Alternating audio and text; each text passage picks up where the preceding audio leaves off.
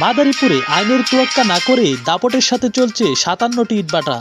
পরিবেশ অধিদপ্তরের ছাড়পত্র ছাড়াই বছরের পর বছর এসব ভাটায় পোড়ানো হচ্ছে কাঠ।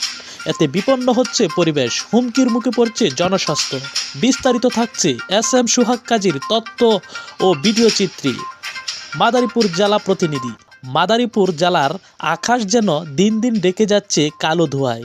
নিয়ম নীতি তোয়াক্কা না করেই জেলার বিভিন্ন এলাকায় গড়ে উঠেছে ৫৭টি ইটভাটা।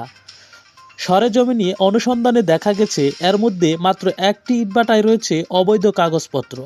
বাকি সব ৫৬টি ইটভাটার পরিবেশ অধিদপ্তরের ছাড়পত্র ছাড়াই অবৈধভাবে পরিচালিত হচ্ছে। প্রাপ্ত তথ্য অনুযায়ী মাদারীপুর জেলার মোট ইটভাটা ৫৭টি, এর মধ্যে বৈধ মাত্র একটি আর অবৈধ ইটভাটা ৫৬টি। সবচেয়ে বেশি ইটভাটা রয়েছে সদর উপজেলার পাঁচকোলা এলাকায়। অভিযোগ রয়েছে কয়লার পরিবর্তে এসব ইটভাটায় দেদার রসে পুরানো হচ্ছে কাঠ। অনেক ভাটার ভেতরে বসানো হয়েছে অবৈধ সমিল। এতে একদিকে উজাড় হচ্ছে বনাঞ্চল, জ্যামিতিক হারে বৃদ্ধি পাচ্ছে, অন্যদিকে ধ্বংস হচ্ছে পরিবেশ ভারসাম্য। কালো ধোঁয়া ও ছাইয়ে দূষিত হচ্ছে বাতাস, ক্ষতিগ্রস্ত হচ্ছে আশপাশের ফসলি জমি হারাচ্ছি। এখন সেই জায়গায় অনেকগুলো ফ্যাক্টর আছে যেখানে স্থানীয়দের অভিযোগ, রাতের আধারে নদী ও ফসলি জমি থেকে কেটে নেওয়া হচ্ছে কৃষি জমির উপরিভাগের মাটি বা টপ সয়েল। বিষয়টা কিন্তু এরকম নয়। সে কিন্তু ইট প্রস্তুত করতে অনেক সময় দেখা গেছে যে ভালো জমির বা এর ফলে একদিকে কমছে ফসলি জমি, অন্যদিকে বাড়ছে নদী ভাঙ্গন ও দীর্ঘমেয়াদী পরিবেশ বিপর্যয়ের আশঙ্কা। বেলাল হোসেন স্থানীয় বাসিন্দা, একটি ইউনিয়নের এতগুলো ইটভাটা থাকায় আমরা ঠিকমতো শ্বাস নিতে পারি না, জমির ফসল নষ্ট হয়ে যাচ্ছে। কৃষি সম্প্রসারণ অধিদপ্তর তো আশা করি সম্মিলিতভাবে এগুলো মোকাবেলা করে আমরা একটা বাচ্চা বুড়ো সবাই অসুস্থ হয়ে পড়ছে।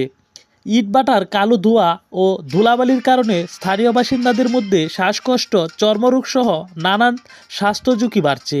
বিশেষজ্ঞদের মতে এভাবে চলতে থাকলে জনস্বাস্থ্য মারাত্মক হুমকির মুখে পড়বে। আরিফুর রহমান, পরিবেশ অধিদপ্তর। আমরা ইতিমধ্যে 2টি অবৈধ ইটভাটার অভিযান চালিয়ে 2,50,000 টাকা জরিমানা করেছি। জেলা প্রশাসনের সঙ্গে সমন্বয় করে দ্রুত বাকি অবৈধ ইটভাটাগুলোর বিরুদ্ধে ব্যবস্থা নেওয়া হবে। এই বিষয়ে কোনো আবেদনপত্র জমা পড়ে নাই যে এটি ইটভাটার জন্য উপযোগী কিনা জমি, এরকম কোনো আবেদন পড়ে নাই। মানে তারা অনুমতি নেয় নাই, আমাদের কাছে এরকম কোনো রেকর্ড নেই যে তারা কোনো অনুমতি। জেলা প্রশাসক নিগার সুলতানা, অতিরিক্ত জেলা প্রশাসক ও জেলা ম্যাজিস্ট্রেট নির্বাচনী কাজের ব্যস্ততার মাঝেও আমরা গত মাসে অভিযান চালিয়ে জরিমানা করেছি। সাংবাদিকদের কাছ থেকে অবৈধ ইটভাটার তালিকা চাওয়া হয়েছে। জানতে হবে এখন, আপনারা বললেন ভালোই, আমরা একটু খোঁজখবর। এবং আইনগত ব্যবস্থা নেবেন কিনা? আইনত ব্যবস্থা তো পথ আছে, এখানে পরিবেশ মন্ত্রণালয় আছে, এখানে জেলা প্রশাসক মহোদয়রা আছেন, জেলার কার্যক্রম আছে, সমন্বয় সভাগুলোতে আছে, আমাদের এই বিষয়গুলো উঠে আসবে আলোচনার ভিতর দিয়ে।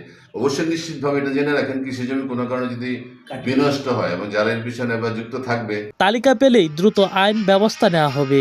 পরিবেশ রক্ষা ও জনস্বাস্থ্য সুরক্ষা, অবৈধ ইটভাটার বিরুদ্ধে দ্রুত ও কঠোর ব্যবস্থা নেওয়ার দাবি জানিয়েছে স্থানীয়রা। মাদারীপুর জেলায় প্রায় 57টি ইটভাটা চালু রয়েছে।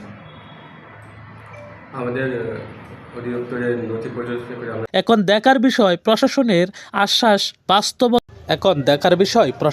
আশ্বাস বাস্তবে কতটা কার্যকর হয়।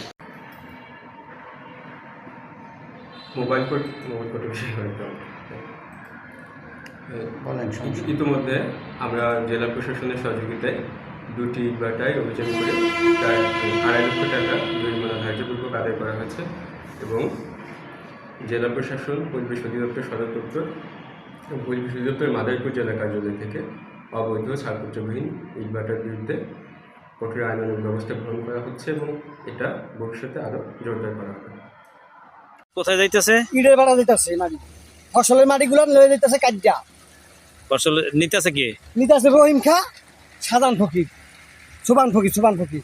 এখানে আপনাদের ক্ষতি হইতেছে কি? ওই যে ধরেন যে 60 মাইল ভেঙে নামতেছে, অনেক বড় ক্ষতি হইতেছে। যেমন আমাদের কাড়ে, অন্য লোকের কাড়ে আমাকে যেমন আস্তে আস্তে এদিকে যদি আগবায় তাহলে আমাকে খেতে হইবে বেশি।